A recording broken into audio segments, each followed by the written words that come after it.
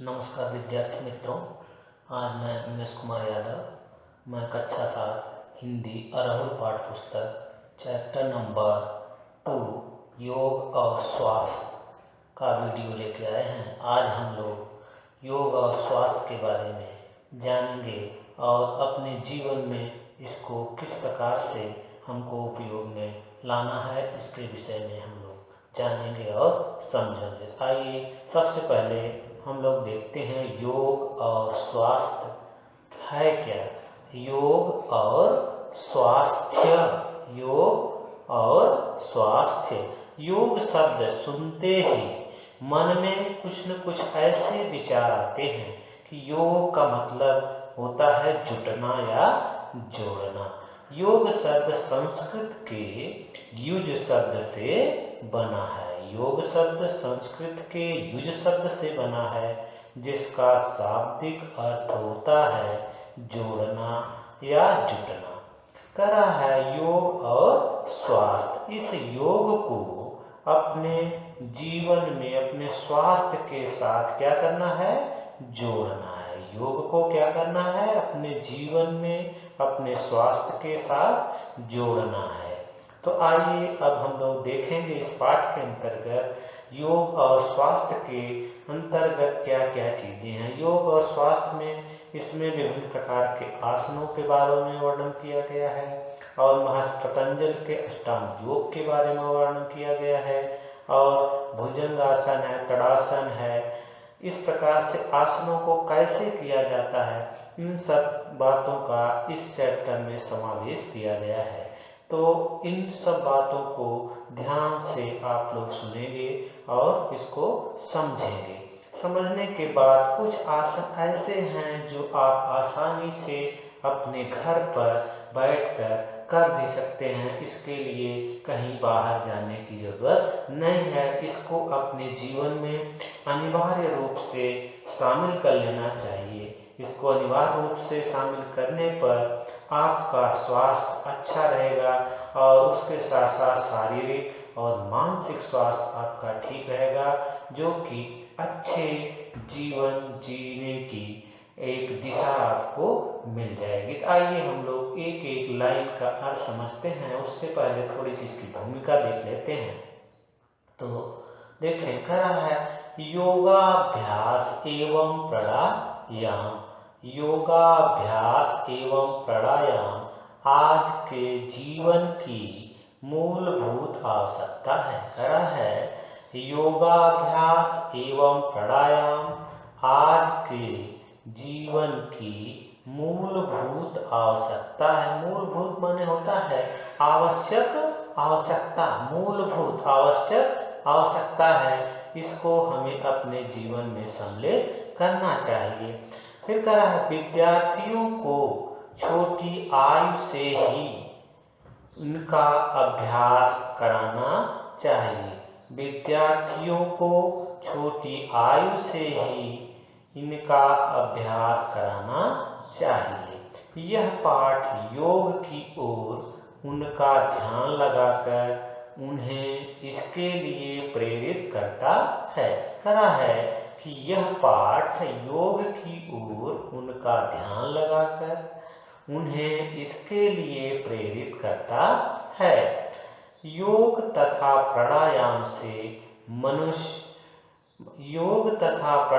से उनका शरीर चुस्त रहता है और रक्त संचार बढ़िया से चलता है। आइए जाने योग तथा उसके लाभ।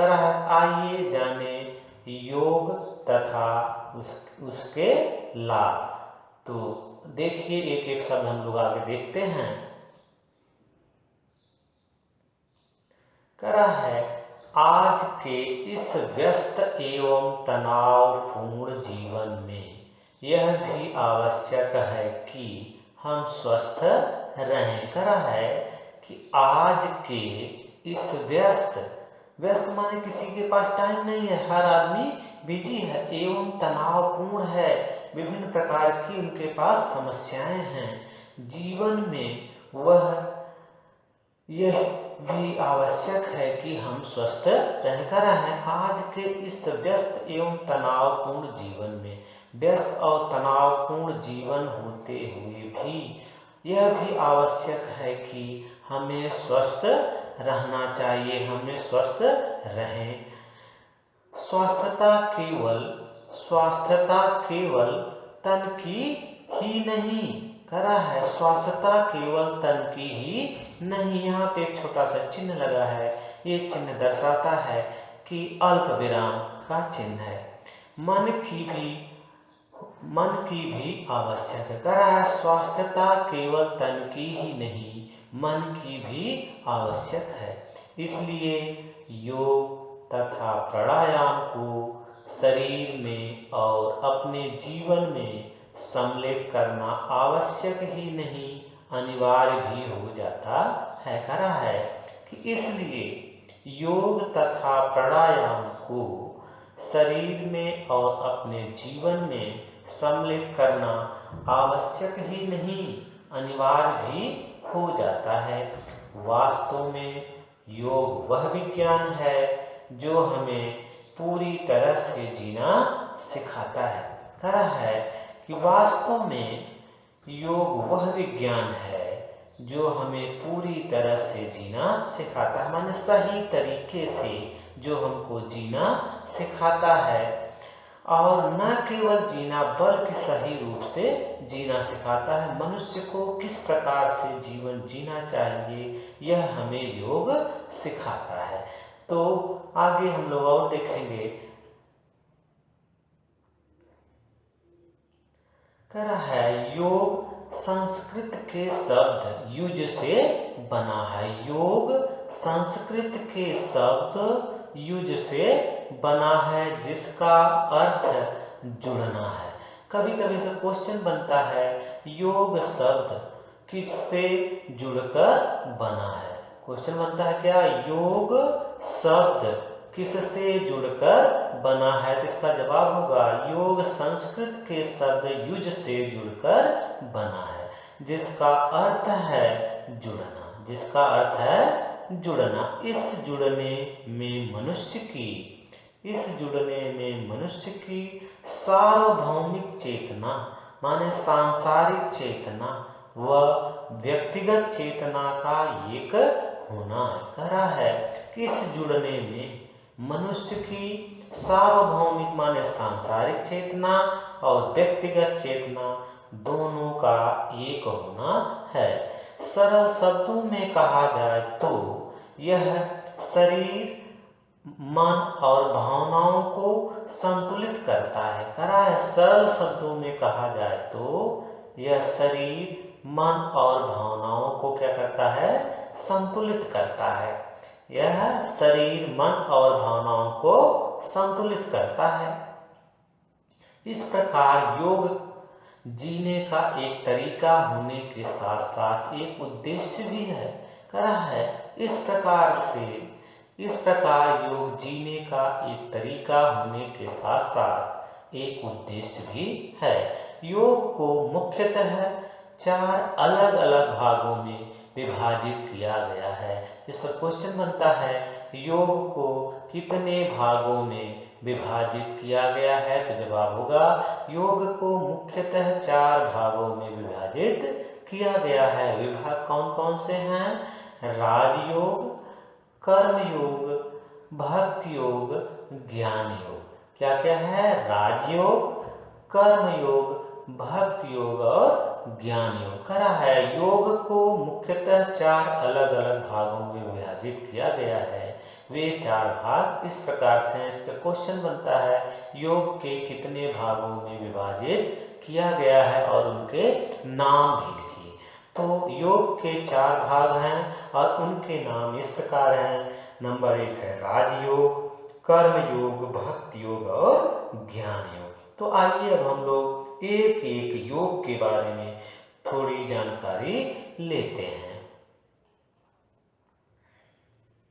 सबसे पहले आपका है राजयोग। योग में ध्यान लगाना ही शाही यानी राजयोग। राजसी ठाट बाट भौतिक सुख सुविधाओं का लाभ लेकर जीवन यापन करना राजयोग कहलाता है। इसके 8 भाग होने के कारण, राजयोग के 8 भाग होने के कारण संत पतंजलि ने इसको अष्टांग योग नाम दिया करा है। इसके 8 भाग होने के कारण, राजयोग के 8 भाग होने के कारण संत पतंजलि ने इसको अष्टांग योग नाम दिया। अष्टांग योग का मतलब है 8 अंग। ये 8 अंग इस प्रकार हैं। पहला है यम, दूसरा है नियम, आसन, प्राणायाम, इंद्रियों पर नियंत्रण, एकाग्रता, मेडिटेशन और समाधि। यम के अंतर्गत इस बताता है कि व्यक्ति को मन से, वाणी से, शरीर से किसी भी प्रकार से किसी की हिंसा नहीं करनी चाहिए। और ये भी बताता है कि व्यक्ति को, यम बताता है व्यक्ति को कभी झूठ नहीं बोलना चाहिए और चोरी भी नहीं करनी चाहिए। इसके बाद दूसरे नंबर पे आता है नियम। नियम में संसार के द्वारा बनाई गई नैतिक नियमों का पालन करना नियम कहलाता है, जिसमें आपको सुबह से लेकर के शाम तक की पूरी दिनचर्या शामिल होती है। इसके बाद तीसरे नंबर पे आसन भी आता है।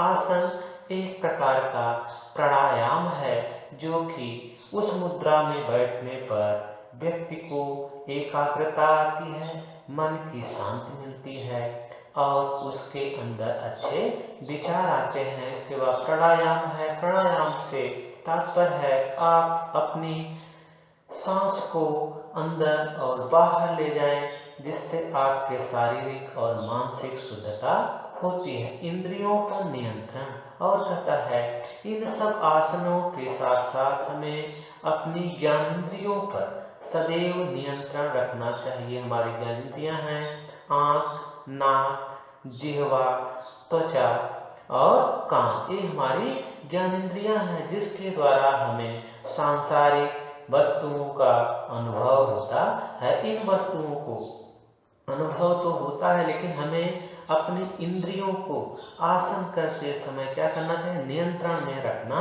चाहिए। इसे चलायमान नहीं होना चाहिए। एकाग्रता, और एकाग्रता के अंतर्गत आता है हमें अपने समस्त इंद्रियों को वश में करके एकाग्रचित होकर के किसी एक विषय पर, एक वस्तु पर अपना ध्यान लगाना एकाग्रता कहलाता है।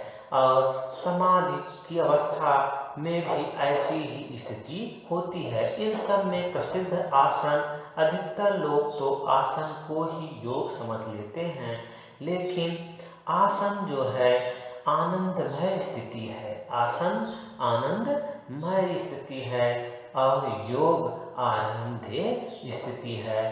योग और आसन में अंतर होता है। तो आज हम लोगों ने इस वीडियो में राजयोग के बारे में पढ़ा, और योग के 4 प्रकार होते हैं कि राजयोग, कर्मयोग, भक्ति योग और ज्ञान योग के बारे में पढ़ा। इसके साथ साथ हमने योग शब्द की उत्पत्ति के बारे में पढ़ा। योग शब्द संस्कृत के युज शब्द से बना है, जिसका अर्थ होता है जोड़ना। तो इस प्रकार से हम लोगों ने योग और योग के प्रकार और राजयोग के बारे में हम लोगों ने पढ़ा। इससे रिलेटेड कुछ आपको मौखिक प्रश्न दिए गए हैं, जो आप स्वयं से कर सकते हैं। इस चैप्टर को एक बार इस पैराग्राफ को ध्यान से पढ़ेंगे और वीडियो को देखेंगे, तो आपके जो मौखिक क्वेश्चन हैं आसानी से आप उसको कर सकोगे।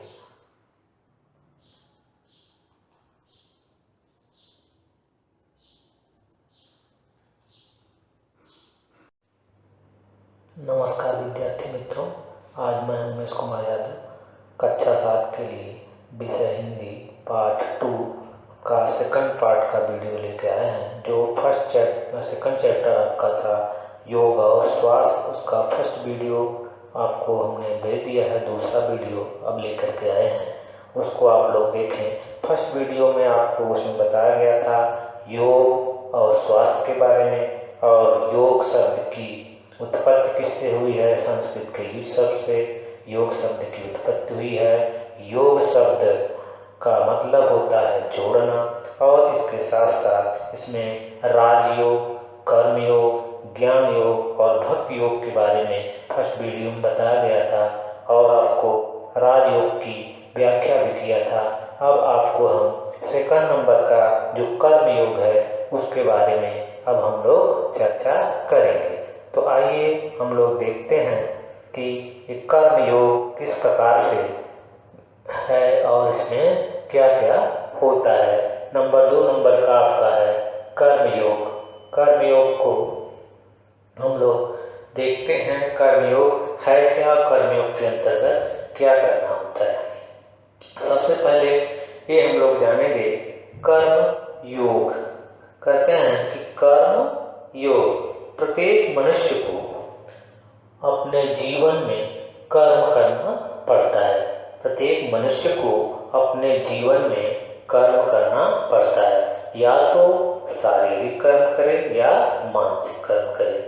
अपने जीव का उपार्जन के लिए हर एक व्यक्ति को कर्म करना पड़ता है, और ये भी कहा जाता है कि हम जिस प्रकार से कर्म करते हैं उसी प्रकार का हमें परिणाम प्राप्त होता है। इसीलिए तुलसीदास जी ने रामचरितमानस में लिखा कि कर्म प्रधान, क्या लिखा? कर्म प्रधान विश्व करि राखा, जो जसु करे सो तस फल चाखा। तुलसीदास रामचरितमानस में कर्म को लेकर के बहुत बड़ी बात कहा कि कर्म प्रधान विश्व करि राखा, जो जसु करे सो तस फल चाखा। कहने का मतलब ये है कि जिस प्रकार का आप कर्म करोगे वैसा ही फल आपको प्राप्त होगा। यदि आप अधिक परिश्रम कर रहे हो, पढ़ाई लिखाई में अधिक परिश्रम कर रहे हो, तो आपका परिणाम अच्छा आने वाला है, और आप जिस दिशा में अधिक परिश्रम करोगे वही परिणाम अच्छा मिलेगा। इसीलिए कहा गया है कि जैसा कर्म करोगे वैसा ही फल मिलेगा। आइए अब हम लोग देखते हैं कर्म योग है क्या, इसको किस प्रकार से अनुभव किया जाता है। कह रहा है कोई भी व्यक्ति कर्म योग से बच नहीं सकता। इस संसार में कोई भी व्यक्ति हो वो कर्म योग से बच नहीं सकता, या तो उसे शारीरिक या मानसिक दोनों में से किसी एक कर्म को करना आवश्यक हो जाता है। बिना उसके किए उसका जीवन बीतता नहीं है। इसलिए हर एक व्यक्ति को कोई न कोई कर्म करना पड़ता है। इस योग में ऐसा माना जाता है कि जो हम वर्तमान में अनुभव करते हैं, कहा है कि कर्म योग से बच नहीं सकता। इस योग में ऐसा माना जाता है कि जो हम वर्तमान में अनुभव करते हैं, जो हमें वर्तमान में ज्ञान होता है, वह हमारे कर्म से अतीत में बनाया गया है। कहने का मतलब ये है जो अभी हम लोग अनुभव कर रहे हैं, बीते हुए समय में हम लोगों ने ऐसा बनाया था जो आज हमारे सामने वो आ रहा है। तो ये कर्म योग की बात हुई। कहा कि कोई भी व्यक्ति कर्म योग से बच नहीं सकता, कि हर एक मनुष्य को, हर एक व्यक्ति को कर्म करना जरूरी है। बिना कर्म का उसका जीवन नहीं बीत सकता। इस योग में ऐसा माना जाता है कि जो वर्तमान में अनुभव करते हैं वह हमारे कर्म से अतीत में बनाया गया है। कहने का मतलब है जो इस समय हम लोग अनुभव कर रहे हैं वर्तमान में, बीते हुए समय में हम लोगों ने इसका निर्माण किया था। ते रहा है आपका कर्म। आइए नंबर 3 पे भक्ति योग। भक्ति योग के बारे में थोड़ा सा हम लोग जानते हैं। भक्ति योग, भक्ति का मार्ग का अनुसरण करना भक्ति योग कहलाता है। करा है भक्ति के मार्ग का अनुसरण करना भक्ति योग कहलाता है। भक्ति के मार्ग का अनुसरण करना भक्ति योग कहलाता है। इस मार्ग पर चलने से हम में स्वकार्यता तथा सहनशीलता आती है। कह है कि भक्ति के मार्ग का अनुसरण करना भक्ति योग कहलाता है। सांसारिक जीवन जीते हुए ईश्वर की सत्ता में विश्वास करके ईश्वर की ओर ध्यान लगाना ही भक्ति योग कहलाता है। इस मार्ग पर चलने से हमें स्वक्रियता तथा सहनशीलता आती है। इस मार्ग का अनुसरण करने पे हमें संसार के बारे में जानकारी प्राप्त होती है और हमारे मन में, हमारे शरीर में विभिन्न प्रकार के सुख और दुख को सहन करने की शक्ति आती है, जिसे सहनशीलता कहते हैं। कहा है भक्ति के मार्ग का अनुसरण करना भक्ति योग कहलाता है, अर्थात सांसारिक नियमों में बंध करके ईश्वर का ध्यान लगाना भक्ति योग कहलाता है। इस मार्ग पर चलने से हमें स्वकार्यता तथा सहनशीलता आती है। कह रहा है कि इस मार्ग पर हम जब चलते हैं, भक्ति योग के मार्ग पर जब हम चलते हैं तो हमारे संसार के बारे में जानकारी प्राप्त होती है और संसार के दुख और सुख को सहन करने की शक्ति भी आती है। तो आइए अब हम लोग देखेंगे चौथे नंबर पे आपका ज्ञान योग है। ज्ञान योग किस प्रकार से इसका अध्ययन किया जाता है और ज्ञान योग सबसे कठिन योग माना जाता है। कह रहा है ज्ञान योग बुद्धि का योग है। क्या है? ज्ञान योग बुद्धि का योग है। ज्ञान योग सबसे कठिन माना जाता है। जितने योग हैं उन सभी योगों में सबसे कठिन ज्ञान योग माना जाता है। इस ज्ञान योग के द्वारा बुद्धि का विकास होता है। ज्ञान योग सबसे कठिन माना जाता है। योग करने के लिए, इस ज्ञान योग को करने के लिए सुबह सूर्योदय का समय उचित रहता है। ज्ञान योग को करने के लिए सुबह सूर्योदय का समय उचित रहता है, जिसमें इस योग के द्वारा हम अपनी बुद्धि का विकास कर सकते हैं। योगासन करने के लिए जमीन पर दरी या कोई चटाई बिछाकर योग करना अति उत्तम है। खाली जमीन पर योग नहीं करना चाहिए, बल्कि योग करते समय जमीन पर चटाई या दरी बिछा करके हमको योग करना चाहिए। वही योग उत्तम योग माना जाता है। और किसी पार्क या खुली जगह पर योगासन करने से, किसी पार्क या खुली जगह पे जब हम योगासन करते हैं तो सांस में ताजी एवं खुली हवा मिलती है, जिससे हमारे शरीर का रक्त संचार सुचारू रूप से चलता है। आप लोग जानते हैं कि हमारे शरीर में ऑक्सीजन की आवश्यकता पड़ती है। उस ऑक्सीजन के सहारे हमारे शरीर के अंदर जो खून है, जो ब्लड है, सही तरीके से अपना काम करता है। तो आइए अब हम लोग देखते हैं अष्टांग योग जानने के बाद। अब अष्टांग योग, महर्षि पतंजलि के अष्टांग योग को हम लोगों ने जाना। उसको जानने के बाद विद्यार्थियों के लिए कुछ महत्वपूर्ण आसन जानना भी आवश्यक है। कह रहे हैं अष्टांग योग जानने के बाद विद्यार्थियों के लिए कुछ महत्वपूर्ण आसन भी जानना आवश्यक है। तो आइए हम लोग एक एक आसन के बारे में थोड़ा थोड़ा जानकारी लेते हैं। कह रहे हैं सबसे पहले नंबर पे आपका ताड़ासन है। कौन सा आसन? ताड़ासन।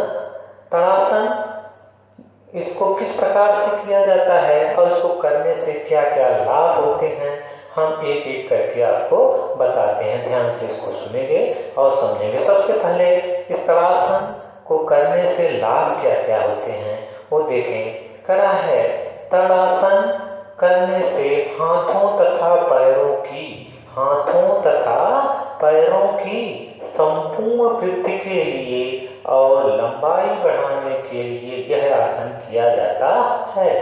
कौन सा आसन? ताड़ासन करने से हाथ तथा पैर एवं कद की लंबाई बढ़ती है, इसलिए यह आसन किया जाता है। ये आसन करने से ये तो इसके लाभ रहे। अब इसको किया कैसे जाता है उसको देखें।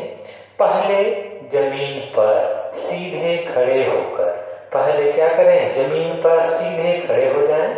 खड़े होकर दोनों पैरों को मिला लें। दोनों पैरों को क्या करें? सटा लें, मिला लें और हाथों को सीधा दोनों कानों की तरफ से रखकर सामने देखें और उसको धीरे धीरे हाथ को और अपने एड़ी को ऊपर की ओर उठाएं और सांस को अंदर की ओर खींचें।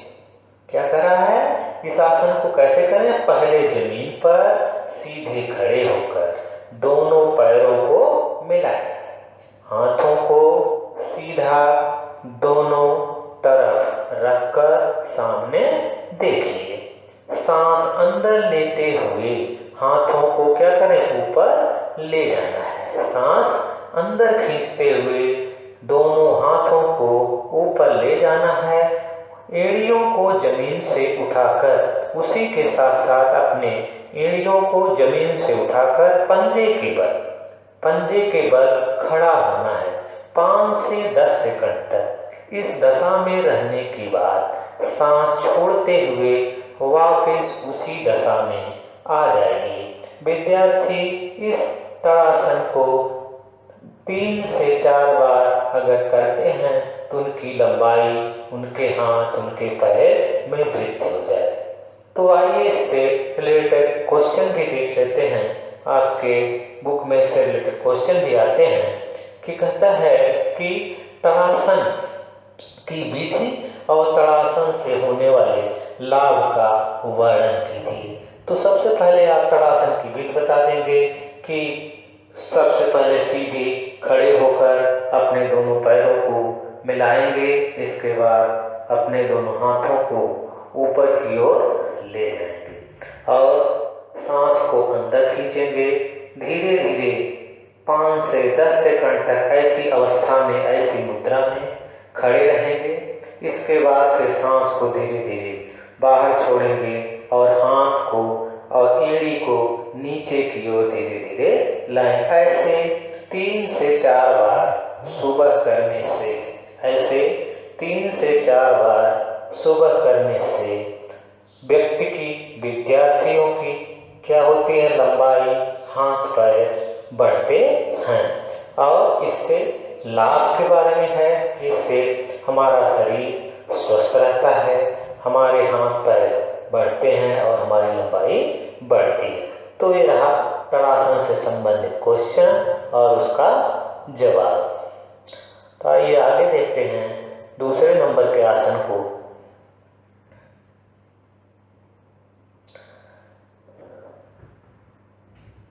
अब कर रहा है दूसरे नंबर के आसन है भुजंग आसन।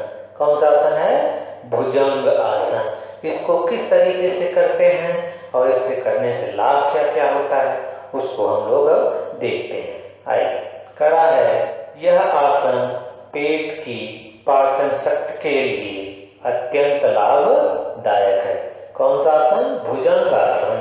भुजंग आसन पेट की पाचन शक्ति के लिए अत्यंत लाभदायक है। इसको करने से बच्चों को पेट से संबंधित कोई परेशानी नहीं होती।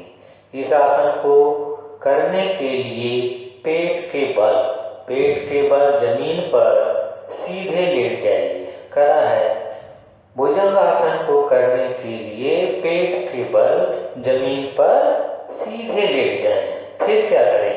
अपनी भुजाओं माने हाथों को अपने शरीर के दोनों तरफ सीधा रखकर कुहनी ये वाला भाग, कुहनी से मोड़ना, कोहनी से क्या करें, ऐसे मोड़ें। और हाथों को आगे रखना, और जो अपनी हथेली है उसको आगे रखें। और सांस को अंदर खींचते हुए सिर को ऊपर उठाना है। सिर, गर्दन तथा कंधे जमीन से ऊपर उठने चाहिए। टांग, पैर तथा कूल्हे जमीन पर रहने चाहिए। इसी अवस्था में 10 से 15 सेकंड तक रहने के बाद सांस बाहर छोड़ते हुए उसी अवस्था में वापस आना है। विद्यार्थी इसे 3 से 5 बार इस आसन को कर सकते हैं और इस आसन को करने से इनके पेट से संबंधित कोई बीमारी नहीं होगी। आइए एक बार इसको फिर से देख लेते हैं हम लोग। करा है भुजंग आसन। भुजंग आसन करने की विधि भी बताई गई है, इससे क्या क्या लाभ हैं वो भी बताया गया। तो देखें, कारण यह आसन पेट की पाचन शक्ति के लिए अत्यंत लाभदायक है। इसको करने से बच्चों को पेट से संबंधित कोई परेशानी नहीं होती। इस आसन को करने के लिए पेट के बल जमीन पर सीधे लेट जाएं। भुजाओं को अपने शरीर के दोनों तरफ सीधा रखकर कोहनी से मोड़ना। कोहनी से क्या करें, मोड़ें और हाथों को आगे रखना है। सांस को अंदर खींचते हुए सिर को ऊपर उठाना है। सिर, गर्दन तथा कंधे जमीन से ऊपर उठने चाहिए। टांग, पैर तथा कूल्हे जमीन पर रहने चाहिए। इस अवस्था में 10 से 15 सेकंड तक रहने के बाद सांस बाहर छोड़ते हुए उसी अवस्था में वापस आना है। विद्यार्थी से 3 से 5 बार इस आसन को सुबह कर सकते हैं। इस आसन को करने से उनके पेट संबंधी कोई बीमारी नहीं होगी। तो आइए इससे रिलेटेड क्वेश्चन भी हम लोग समझ लेते हैं। क्वेश्चन बनेगा, भुजंग आसन की विधि का वर्णन कीजिए और भुजंग आसन से कौन कौन से लाभ होते हैं। तो भुजंग आसन करने से पेट संबंधी कोई बीमारी नहीं होती। और भुजंग आसन को किस प्रकार से किया जाता है, सबसे पहले जमीन पर चटाई बिछा करके सीधा पेट के बल हम लेट जाएंगे और अपने हाथों को भी आगे फैला देंगे। फिर धीरे धीरे अपने हाथों को मोड़ेंगे, कोहनी को मोड़ करके अपने हाथ के पंजे को आगे कर लेंगे और फिर अपने सीने, गर्दन और सर को ऊपर की ओर उठाएंगे। पैर कूल्हे जमीन से सटे रहेंगे। इस प्रकार से 3 से 4 बार करने पर हमको पेट से संबंधित विद्यार्थियों को किसी भी प्रकार की पेट से संबंधित बीमारी नहीं होगी। आइए आगे हम देखते हैं फिर तीसरे नंबर का आसन जो आपके सिलेबस में है, वो है स्वास्तिका आसन। स्वास्तिका आसन कौन सा आसन है? स्वास्तिका आसन कर रहे हैं। ध्यान लगाने हेतु यह उचित आसन है। पैरों की थकावट व दर्द को दूर करने में भी मदद करता है। कर रहे हैं स्वास्तिकासन। यह ध्यान लगाने हेतु, स्वास्तिक आसन पे जब व्यक्ति बैठता है तो अपनी समस्त इंद्रियों को नियंत्रण में करके एक ही वस्तु पर अपना ध्यान लगाता है। उसे स्वास्तिका आसन कहते हैं। और इसको करने से क्या क्या लाभ होते हैं वो देख लें आप लोग। ध्यान लगाने हेतु यह उचित आसन है। इंद्रियों को अपने बस में करके ध्यान लगाना ही स्वास्थ्य का आसन है। पैरों की थकावट व दर्द को दूर करने में भी मदद करता है। यह स्वास्थ्य का आसन पैरों की थकावट और दर्द को दूर करने में मदद करता है। इसको कैसे किया जाता है वो देखिए। चटाई पर अलती पालती मारकर दोनों पैरों को क्या करें, अलती पलती मारकर बैठिए। बाएं पैर के घुटने से मोड़कर दाहिने जंघे और घुटने के बीच इस प्रकार रखना है कि पैर का तलवा माने पैर के निचले वाला भाग तलवा छिप जाए। उसके बाद दाहिने पैर के पंजे और तलवे को बाएं पैर के नीचे से जंघे और पिंडली के बीच स्थापित करने से स्वास्तिकासन बन जाता है। ध्यान मुद्रा में बैठकर रीढ़ की हड्डी सीधा कर सांस खींचकर यथाशक्ति रोकें। इस प्रक्रिया को पैर बदल कर भी कर सकते हैं। करा है स्वास्तिकासन। इस आसन को करने के लिए जो विधि अपनाई जाती है उसको हम लोग देखेंगे। करा है कि ध्यान लगाने हेतु यह उचित आसन है। अपने इंद्रियों को नियंत्रण में करके व्यक्ति जब किसी वस्तु या इष्ट देव में अपना ध्यान लगाता है तो स्वास्तिक आसन में बैठ करके ही ध्यान लगाता है। पैरों की थकावट व दर्द को दूर करने में भी मदद करता है। यह स्वास्तिक आसन पैरों की थकावट दर्द को दूर करने में मदद करता है। चटाई पर आलती पालती मारकर बैठिए। बाएं पैर को घुटने से मोड़कर दाहिने जंघे और घुटने के बीच इस प्रकार रखना है कि पैर का तलवा छिप जाए। उसके बाद दाहिने पैर के पंजे और तलवे को बाएं पैर के नीचे से जंघा और पिंडली के बीच स्थापित करने से स्वास्तिकासन बन जाता है।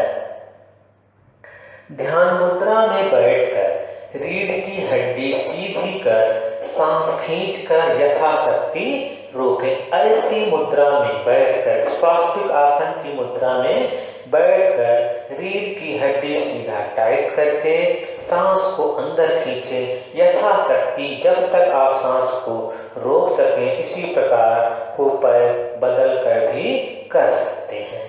तो आइए इससे संबंधित क्वेश्चन देख लेते हैं। क्वेश्चन यही बनेगा कि स्वास्तिक आसन किस प्रकार से किया जाता है और इसको करने से क्या क्या लाभ होते हैं। तो इसमें लाभ यही है, स्वास्तिक आसन एकाग्रता अपनी इंद्रियों को नियंत्रण में करके किसी इष्ट देव या किसी विशेष वस्तु पर ध्यान लगाया जाता है। ये स्वास्तिक आसन कहलाता है और इस आसन को करने से पैर की थकावट दर्द आदि दूर हो जाते हैं। ये तो इससे लाभ हुए। और इसके करने की विधि है, अपने सीधा एक चटाई पर सूर्य की तरफ मुंह करके बैठ जाएं, अलती पलती मार लें और अपने रीढ़ की हड्डी को सीधा कर लें और अपने समस्त इंद्रियों को नियंत्रण में करके अपने किसी इष्ट देव का ध्यान लगाना स्वास्तिक आसन कहलाता है। तो आइए नंबर 4 हम लोग देखेंगे श्वासन। कौन सा आसन? श्वासन। श्वासन क्या है उसको हम लोग देखते हैं। श्वासन सब आसन करने के बाद सबसे लास्ट में 4th नंबर पे सब आसन करने के बाद श्वासन किया जाता है। इसको करने से शरीर व दिमाग दोनों को शांति मिलती है। करा है, समस्त आसन करने के बाद श्वासन किया जाता है। यह आसन करने के बाद श्वासन किया जाता है। इसको करने से शरीर व दिमाग दोनों को शांति मिलती है। शरीर को भी और दिमाग को भी शांत मिलना माने आराम मिलता है। विद्यार्थी इस आसन को करके अपनी थकान व तनाव दोनों दूर कर लेते हैं। जमीन पर पीठ के बल लेटकर टांगे और भुजाएं आराम की अवस्था में हो मगर खिंची हुई हो। कहा है कि जमीन पर पीठ के बगल लेट जाएं।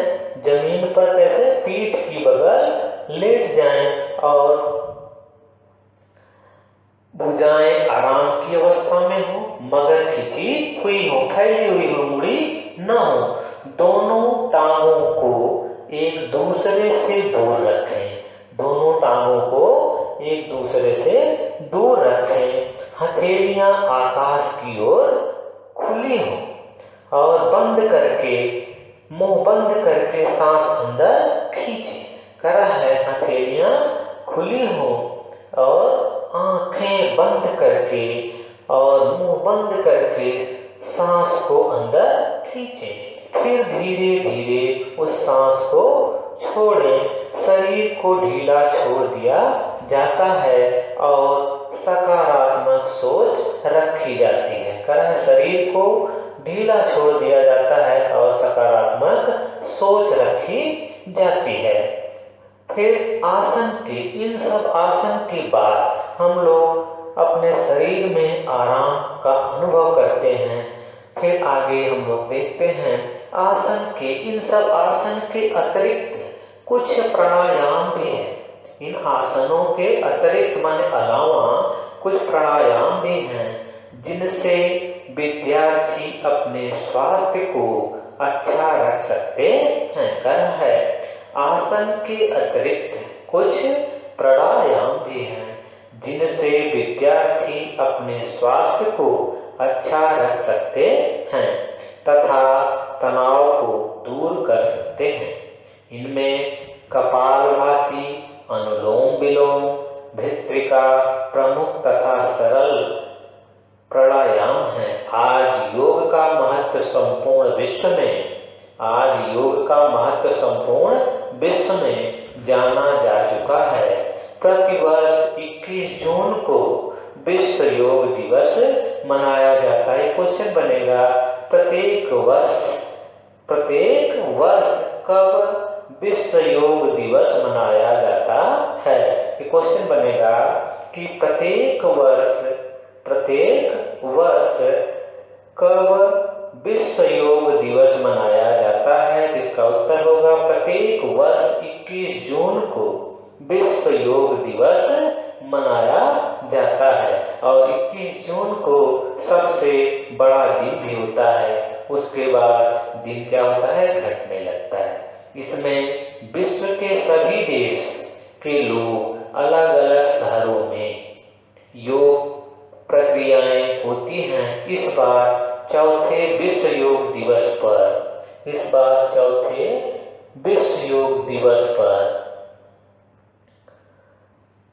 21 जून 2018 को हमारे देश के प्रधानमंत्री जी ने उत्तराखंड के देहरादून में हजारों लोगों के साथ मिलकर योग किया। प्रधानमंत्री के शब्दों में देहरादून से डबलिंग तक, संघाई से लेकर शिकागो तक, जकार्ता से लेकर जोहान्सबर्ग तक योग ही योग है। तो एक बार इसको फिर से हम लोग देख लेते हैं। करा है, आसन के अतिरिक्त, समस्त आसनों के अतिरिक्त कुछ प्राणायाम भी हैं जिनसे विद्यार्थी अपने स्वास्थ्य को अच्छा रख सकते हैं तथा तनाव को दूर कर सकते हैं। इनमें कपालभाति